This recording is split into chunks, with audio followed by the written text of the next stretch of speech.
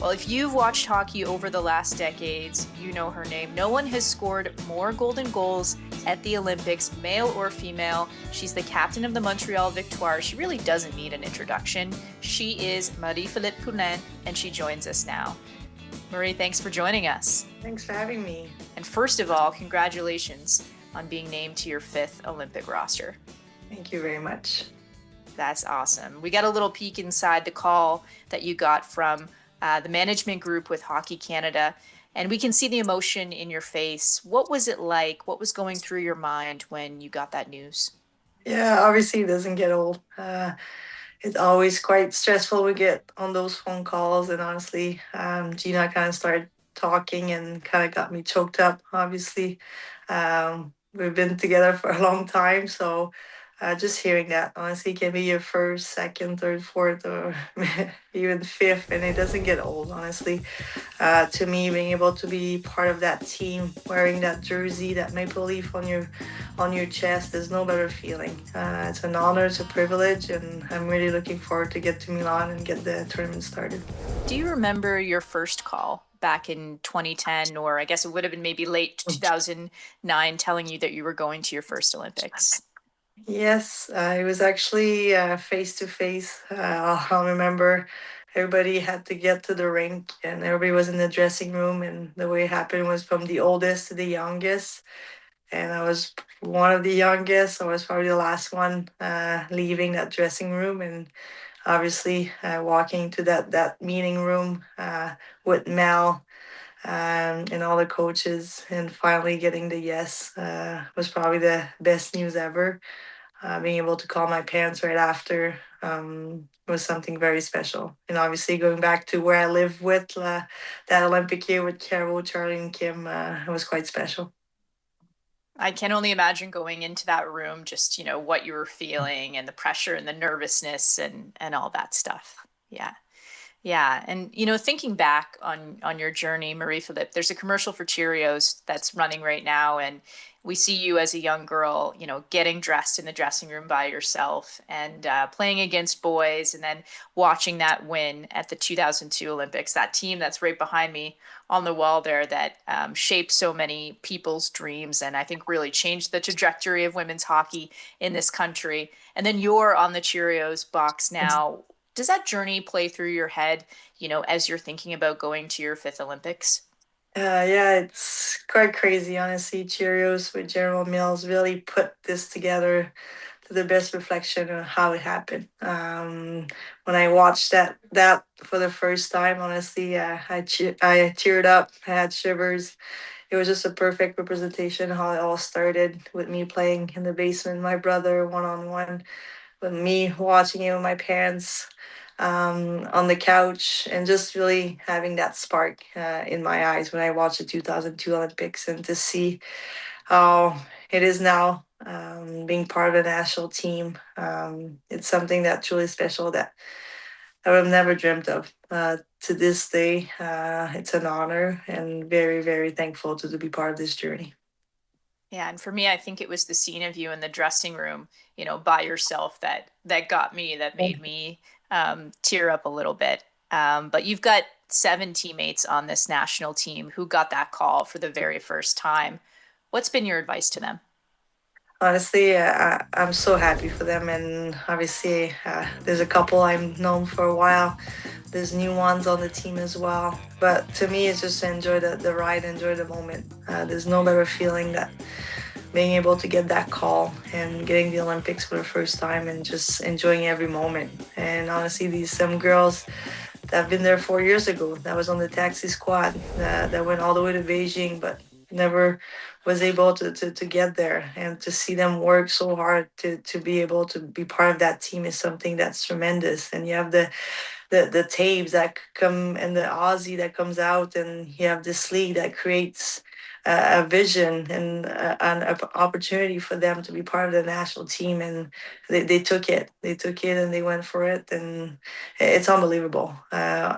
each and every one of them, they deserve it. It's not easy either. We are 30 in this group, and everybody has a role, has an impact, and unfortunately there is people that gets cut, and it's the sad part of it, it's the harsh part of this process, obviously, but we all know from the start they are with us. We are a group of 30, and obviously we're super happy for the one that made it, but we also feel for the people that didn't make it. Yeah, I mean, you're talking about people who went over on that taxi squad. I think of Kristen O'Neill, your former teammate with the Montreal Victoire, the player they call KO, and just to get so close in 2022, to go all the way over there, and then ultimately not get to play. What was it like to see her have that moment that now she will get to become an Olympian? So happy, so proud. It's hard to find the right words to describe that feeling when I heard that Kristen was making it. Obviously, we've had the chance, the privilege to have her here in Montreal for a little bit, and obviously to see her how she is. She comes to the ring, she gets the work done. She never let anybody down. She knows her role. She has an impact in every sense of the way, and that's something that's super special. And I remember one time we were just talking a little bit, and it goes from one day to day one, and that's the perfect representation of Christine. She's been working hard her entire life. She's never given up. She takes every role with so much pride, and she deserves it. So that one day becomes that day one, and that's something super special for her.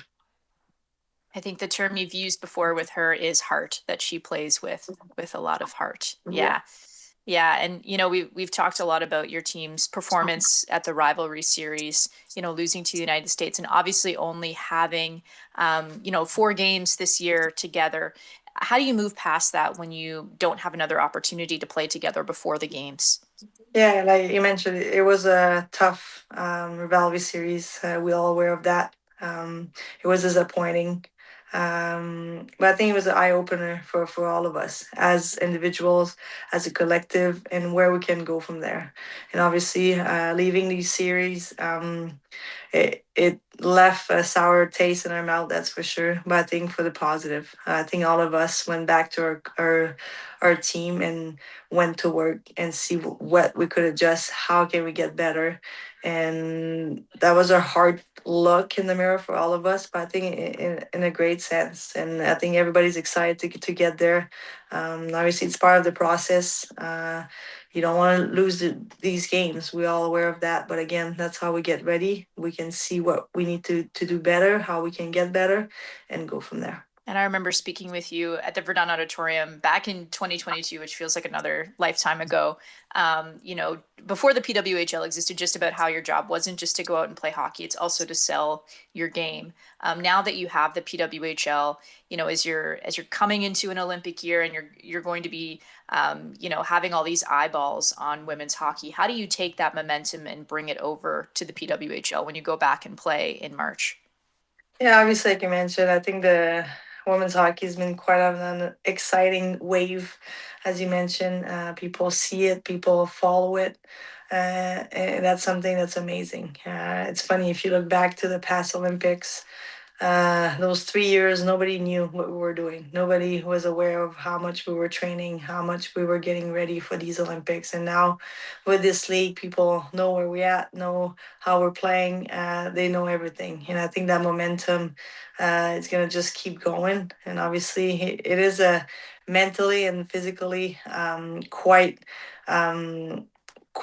hard to go through all that, but I think that's why it's a team sport. That's why you lean on your teammates. That's why you connect with them, and I think that's super important. So it's gonna be a great opportunity for us. Obviously, it's hard for me to look a little bit ahead, but obviously coming from the Olympics, I'm sure it's gonna be still as exciting as it is to be part of this PWHL. It's a real privilege to be part of this league, and we're just gonna keep going and keep growing it together. So obviously the Olympics is amazing, it's huge, and I think for me it's really focusing on one thing at a time. So we have 4 games here, and then we're gonna be able to get the Olympics after. We've lived a lot of lives over the last 4 years, it feels like. But just talking about people talking about hockey, I heard your teammate Aaron Ambrose on Jeff Merrick's podcast, The Sheet, friend of the show, Jeff Merrick, and Aaron was talking about how heated rivalry is a big topic in the Victoire dressing room. You're watching all the episodes and stuff like that, so you can blame Aaron for this question. What do you think about the show? Have you seen it, and what do you think it does for the sport?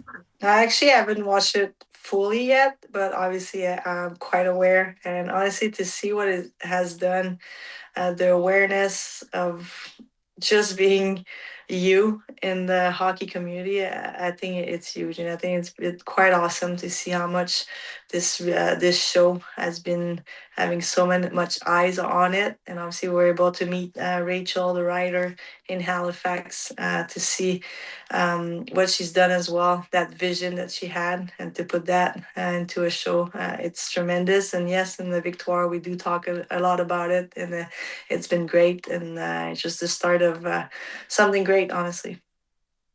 That's great. And just one last one for you, just for a feature I'm working on. Do you remember the day that Hilary Knight first came to Montreal, like when she first walked in your dressing room with Les Canadiens? Do you remember that day? Yes, I do. Yeah. I think, honestly, to be able to play along her side, it was a real privilege. Obviously, we've been quite the competitor over the years, playing against each other day in and day out. But having the privilege and the honor to play along her side, she's a great leader for this game. She's the face of the game, and what she's done for women's hockey, not only in the U.S. but around the world, it's tremendous. And I have just the utmost respect towards her. And we're quite lucky to have her in Montreal while she came here.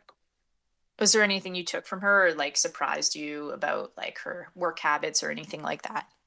Well, I think that the way she sees the game, she's quite smart. She's has a high IQ. I mean, her shot is something I've probably never seen before.